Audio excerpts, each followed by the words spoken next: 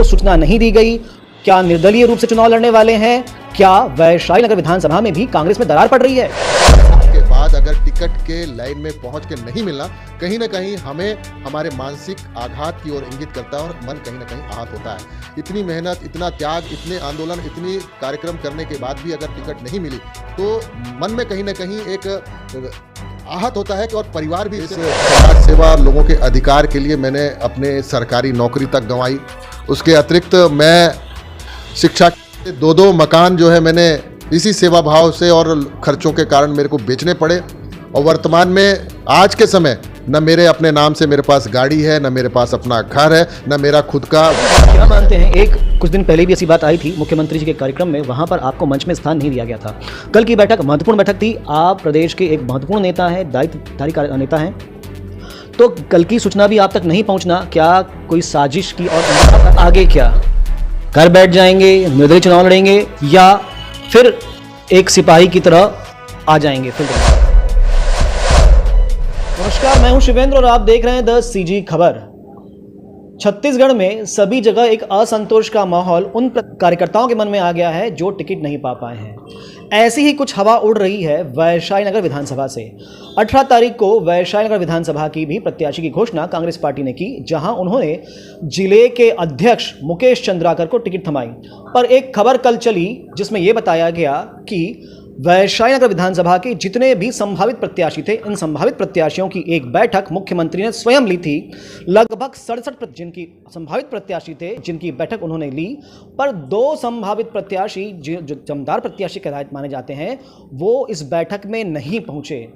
क्या विषय था? बहुत सारी बातें सामने आ रही है कि ये प्रत्याशी, संभावित प्रत्याशी, क्षमा कीजिएगा, ये संभावित प्रत्याशी जानबूझकर नहीं गए या इनको सूचना नहीं दी गई? क्या निर्दलीय रूप से चुनाव लड़ने वाले हैं? क्या वैशाली नगर विधानसभा में भी कांग्रेस में दरार पड़ रही है? इन सारी बातों को जानने के लिए हम स्वयं पहुंचे हुए हैं अभी अरुण सिंह सिसोदिया के पास। आप जानते ही हैं, बहुत बड़े कद्दावर नेता प्रदेश के माने जाते हैं और खासकर वैशाली नगर विधानसभा से जिन्होंने दावेदारी की थी। तो भाई साहब हमारे साथ में हैं। भाई साहब, बहुत बहुत धन्यवाद समय देने के लिए। बहुत बहुत शुक्रिया, धन्यवाद, जय जोहार। तो क्या है सारा माजरा? क्या आपको सूचना नहीं मिली थी या सूचना मिलने के बावजूद भी आप उस बैठक में नहीं गए थे? देखिए, सबसे बड़ी बात है कि कांग्रेस पार्टी ने जिसे भी टिकट दिया है, कांग्रेस पार्टी बहुत सोच समझ के और कहीं ना कहीं जीत के मापदंड को देखकर ही टिकट दिया होगा। कल की बैठक की एक खबर हमारे को भी पोर्टल के माध्यम से, न्यूज़ के माध्यम से मिली कि सीएम हाउस में एक बैठक बुलाई गई थी और जिसमें हमारा भी नाम दिया गया कि हम उसमें नहीं पहुंचे। लेकिन वस्तु स्थिति ये है कि हमें किसी प्रकार से किसी के द्वारा सूचना या आमंत्रण नहीं प्राप्त हुआ था और हमें पता भी नहीं था कि वहाँ बैठक है। रही बात, अगर मुख्यमंत्री जी ने बैठक बुलाई है और प्रदेश संगठन, कांग्रेस पार्टी का जो संगठन है, किसी इस तरह की बैठक का किसी आयोजन करती है तो निसंदेह हम उसमें अवश्य रहते, लेकिन हमें कोई सूचना नहीं थी। रही बात आपके द्वारा कहा जाना कि क्या आप नाराज़ हैं, मैं नाराज़ होना एक अलग बात है, आक्रोश होना अलग बात है, गुस्सा होना अलग बात है, लेकिन इतनी मेहनत के बाद अगर टिकट के लाइन में पहुंच के नहीं मिलना, कहीं ना कहीं हमें हमारे मानसिक आघात की ओर इंगित करता है और मन कहीं ना कहीं आहत होता है।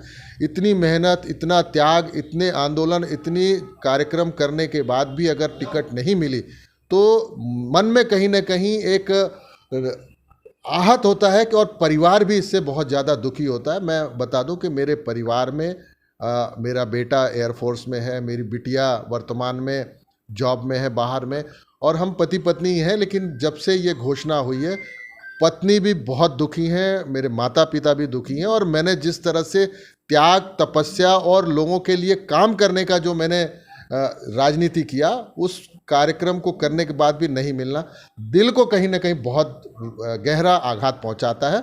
और इसके अलावा जो मेरा जो सोचना है कि इस समाज सेवा और लोगों के अधिकार के लिए मैंने अपने सरकारी नौकरी तक गंवाई। उसके अतिरिक्त मैं शिक्षा के दो मकान जो है मैंने इसी सेवा भाव से और खर्चों के कारण मेरे को बेचने पड़े। और वर्तमान में आज के समय न मेरे अपने नाम से मेरे पास गाड़ी है, न मेरे पास अपना घर है, न मेरा खुद का ऑफिस है। फिर भी मेरे मन में जज्बा है एक फ़ौजी होने के नाते, और फ़ौजी का न धर्म होता है, न जात होती है, फ़ौजी का सिर्फ और सिर्फ एक ही जात होती है कि सेवा, देश की रक्षा और समाज के लिए बेहतर से बेहतर योगदान कर सकें। अरुण जी, क्या मानते हैं, एक कुछ दिन पहले भी ऐसी बात आई थी मुख्यमंत्री जी के कार्यक्रम में, वहाँ पर आपको मंच में स्थान नहीं दिया गया था। कल की बैठक महत्वपूर्ण बैठक थी, आप प्रदेश के एक महत्वपूर्ण नेता हैं, दायित्वधारी नेता हैं, तो कल की सूचना भी आप तक नहीं पहुँचना क्या कोई साजिश की और इंगित करता है? देखिए, मुझे ऐसा लगता है जो भी आयोजन करता रहता है वो आदमी, चाहे वो किसी कार्यक्रम का हो या किसी बैठक का, वो उसकी जिम्मेदारी होता है कि उस तक पहुंचाए और उसकी व्यवस्था कराए। मैं आज के समय में AICC मेंबर हूं, अखिल भारतीय कांग्रेस कमेटी का, जिसके राष्ट्रीय अध्यक्ष आदरणीय मल्लिकार्जुन खड़गे साहब हैं, राहुल गांधी जी हैं, सोनिया जी हैं, प्रियंका जी हैं, भूपेश बघेल जी हैं, और छत्तीसगढ़ में सिर्फ 53 लोग AICC मेंबर हैं, जिसमें कि पहला नाम आदरणीय भूपेश बघेल जी का है और 53वां नाम आखिरी मेरा है। तो कहीं ना कहीं मुझे ऐसा लगता है कि चुनाव बहुत बड़ा एक कसरत होता है, जंग जैसा होता है, जीतना ही सबसे बड़ा लक्ष्य होता है, और पार्टी को सबको साथ लेकर सबके मेहनत का उसको मेहनताना देकर उसको सम्मानित करते हुए उसका साथ लेना चाहिए और उसके सम्मान और स्वाभिमान के साथ कहीं ना कहीं बड़प्पन दिखाना चाहिए। क्या मानते हैं, मुकेश चंद्राकर जी को भरोसा जताया है, उनको प्रत्याशी बनाया गया होशंगाबाद विधानसभा से, बहुत सारी बातें आ रही हैं कि वो बाहरी प्रत्याशी हैं, इस विधानसभा के नहीं हैं, और भी विभिन्न बातें। आप क्या मानते हैं कि कितने दमदार प्रत्याशी साबित हो पाएंगे? ये गढ़ है भारतीय जनता पार्टी का, क्या कहेंगे? देखिए, पिछले 3 चुनाव में कांग्रेस पार्टी ने बहुत बड़े अंतर से हार देखी है यहाँ पे।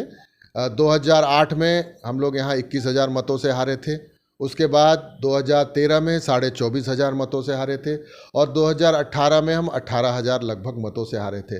लोकसभा में भी यहाँ पे हमारे 66,000 मतों से हमारा प्रत्याशी कांग्रेस का पीछे रह गया था 2019 के चुनाव में, और 2014 के चुनाव में लगभग 24,000 मतों से हम पीछे रह गए थे। कहीं ना कहीं ये बहुत कठिन सीट है, और इस कठिन सीट पे जब सब मिल के लड़ेंगे तो जीत भी हम दिलाने में सफल होंगे। अब आगे क्या, घर बैठ जाएंगे, निर्दलीय चुनाव लड़ेंगे, या फिर एक सिपाही की तरह आ जाएंगे फील्ड में?